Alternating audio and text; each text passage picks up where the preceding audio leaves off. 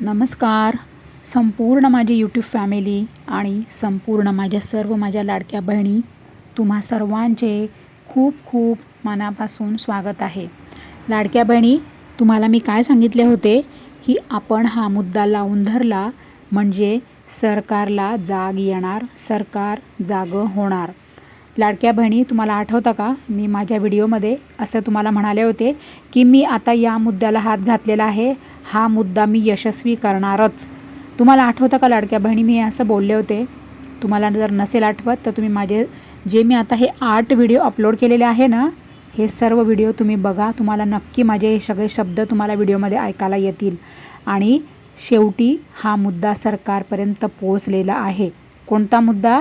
की ज्या बहिणींचे पती हयात नाही, ज्या बहिणींचे वडील हयात नाही, ज्या बहिणींकडे पती आणि वडिलांचे मृत्यू प्रमाणपत्र, मृत्यू दाखला नाही, ज्या बहिणींचे घटस्फोट झालेले नाही आणि ज्या बहिणींकडे घटस्फोटचे कागदपत्र नाही आणि ज्या बहिणी म्हणजे पती पण सांभाळत नाही आणि घटस्फोट पण देत नाही, अशा बहिणी कागदपत्र कुठून आणणार? आणि ज्या बहिणी एकल आहेत, विधवा आहेत, परित्यक्त्या आहेत, निराधार आहेत, अशा बहिणींकडे कागदपत्र कुठून येणार? कसले कागदपत्र येणार नाही आणि कोणते कागदपत्र ते देणार? तर लाडक्या बहिणी बघा, तुम्ही थंबनेल वाचलाच असेल. तुमच्यासाठी खूप मोठी आनंदाची बातमी आहे या व्हिडिओमध्ये. लाडक्या बहिणी, सरकारने आपला व्हिडिओ वाचला, सरकारपर्यंत आपला व्हिडिओ पोहोचला, सरकारने आपल्या मुद्द्याची दखल घेतलेली आहे, सरकारपर्यंत आपली हाक पोचलेली आहे.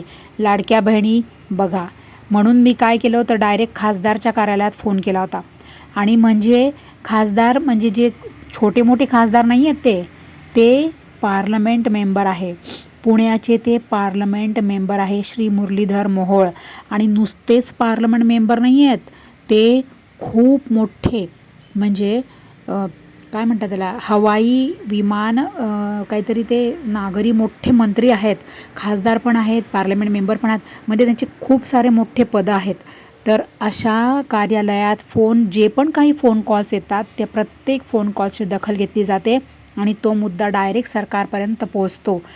हरकत नाही, जाऊ दे, मला माझ्या बहिणींचा प्रॉब्लेम सरकारपर्यंत पोहोचला, मी तर खूप खुश आहे, मी खूप आनंदी आहे, मी खूप खुश आहे.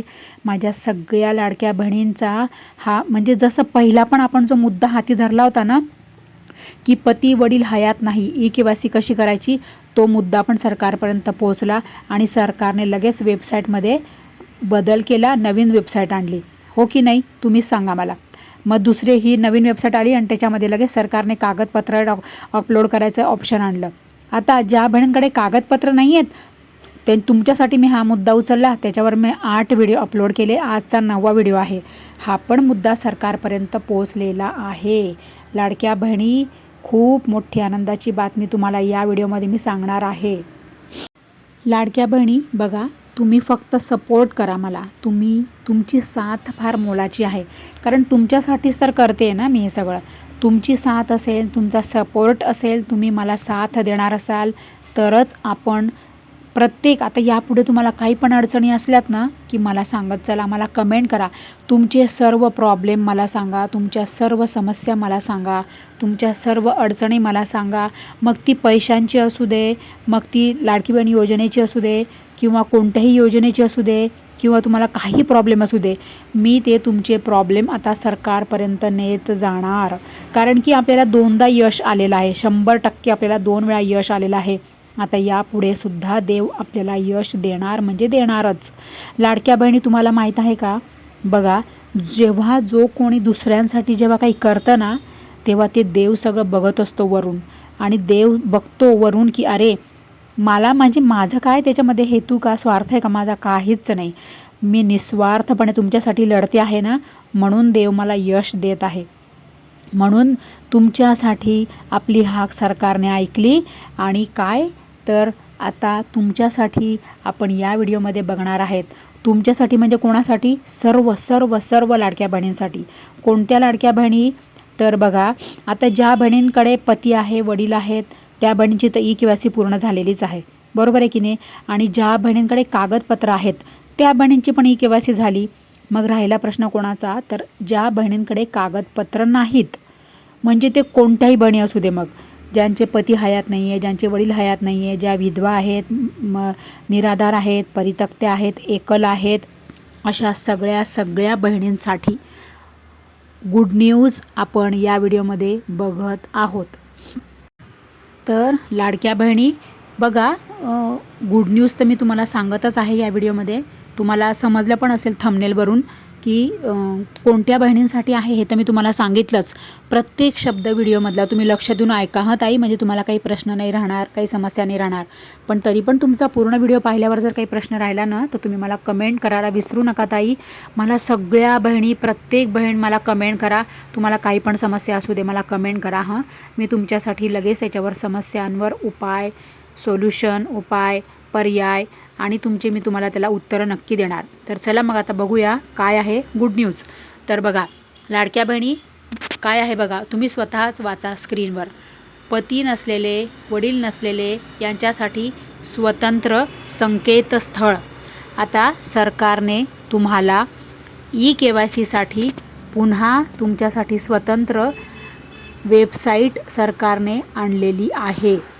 आणि कोणासाठी? तुमच्यासाठीच. हा व्हिडिओ मी ज्या बहिणींसाठी बनवत आहे ना, त्या बहिणींसाठीच सरकारने नवीन पुन्हा वेबसाईट आणलेली आहे. आणि तीसुद्धा कशासाठी? तर आता तुम्हाला KYCसाठी सरकारने मुदत वाढवून दिली आहे.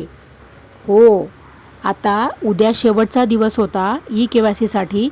31 डिसेंबर 2025 ही शेवटची तारीख होती KYCसाठी. म्हणजेच काय, आज 30 आहे, 30 डिसेंबर आहे आणि उद्या 31 डिसेंबर, म्हणजे उद्या शेवटचा दिवस होता.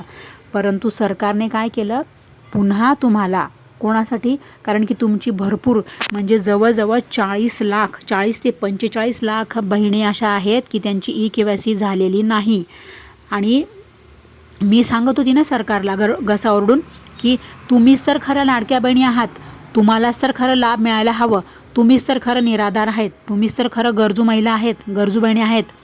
आणि आपला आवाज सरकारपर्यंत पोहोचला. सरकारने तुमच्यासाठी KYCसाठी मुदत वाढवून दिली आहे. आणि आता ही तुमची जी मुदत आहे, आता ही तुमची मुदत आहे संपूर्ण आणखी 1 महिना तुम्हाला मिळणार आहे. म्हणजे किती? 31 जानेवारी 2026 पर्यंत तुम्हाला KYCसाठी सरकारने मुदत दिलेली आहे. परंतु ऐका माझ्या सगळ्या लाडक्या बहिणी, तुम्ही आता मुदत वाढवली म्हणून उशिरा करू नका. तुम्ही आत्तापासून ते करायला घ्या. म्हणजे जर तुम्हाला काही त्याच्यामध्ये अडचणी आल्या तर त्या अडचणींवर आपण मात करून पुढे आणखीन काय करायचं त्याच्यावर उपाय करून ते काम आपण पूर्ण करू. मग तिथे 4 दिवस लागू दे, 8 दिवस लागू दे किंवा 15 दिवस लागू दे, परंतु मुदत वाढली म्हणून ते काम तुम्ही लांबणीवर टाकू नका. लगेचच काम करा. ते म्हण आहे ना, तुम्हाला माहीत आहे का? कल करे सो आज करे, आज करे सो अब करे सो अभी इसी वक्त करे. म्हणून ते काम लवकर करा. तुम्ही स्क्रीनवर वाचतायत ना लाडक्या बहिणी, बघा लाडक्या बहिणीला KYCला मुदत वाढ. आणि हे जे आहे तुम्हाला दाखवत आहे मी स्क्रीनवर, हे माझ्या मनाने मी तुम्हाला अपडेट देत नाही. जे जय महाराष्ट्र न्यूज असे यूट्यूब चॅनल आहे, न्यूज चॅनल आहे, त्या न्यूज चॅनलवर ही बातमी दाखवण्यात आलेली आहे. ते मी तुम्हाला सांगत आहे. म्हणजे प्रसार माध्यमातून जे न्यूज चॅनल आहे तिथे अपडेट आलेलं आहे, ते मी तुम्हाला दाखवत आहे, सांगत आहे. मी कोणतीही बातमी मनाने सांगत नाही.